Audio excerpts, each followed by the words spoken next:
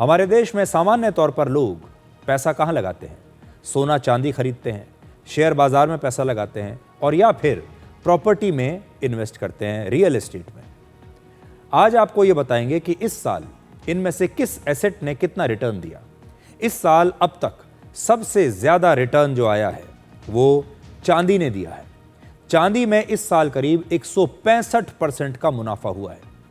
1 जनवरी को 1 किलो चांदी का भाव 90,500 रुपए था, जो 26 दिसंबर को बढ़कर 2,40,000 रुपए हो चुका है। सोने में इस साल निवेशकों को अब तक करीब 80% का मुनाफा हुआ है।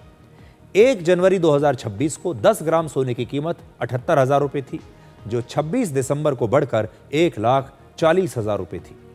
इस साल शेयर बाजार से लोगों को करीब 10% का मुनाफा हुआ है, जो सोने और चांदी के मुकाबले बहुत कम है। देखने में शेयर बाजार का मुनाफा हो सकता है आपको कम लग रहा है, लेकिन यहां यह समझना जरूरी है कि शेयर बाजार में 9 या 10% का रिटर्न काफी अच्छा माना जाता है। इस साल सोने चांदी की तेजी को देखकर कई लोगों को यह अफसोस हो रहा होगा कि उन्होंने चांदी में निवेश क्यों नहीं किया, लेकिन यहां एक बात याद रखना जरूरी है कि इस साल चांदी की तेजी कोई सामान्य घटना नहीं थी। अक्सर जब दुनिया भर में डर का माहौल बनता है तो सोना और चांदी का निवेश बढ़ जाता है। सोने और चांदी में लोग ज्यादा पैसा लगाते हैं क्योंकि चारों तरफ अनिश्चितता है, क्योंकि सोना और चांदी को एक तरह का इंश्योरेंस माना जाता है। तो यहां तक तो बात ठीक है, लेकिन आप कभी सोचिए कि आप अपने इंश्योरेंस का पैसा कब लेते हैं? कभी आपने सोचा है? आप इंश्योरेंस कब खरीदते हैं? कभी आपने ये सोचा है? आप इंश्योरेंस में ज्यादा पैसा कब डालते हैं?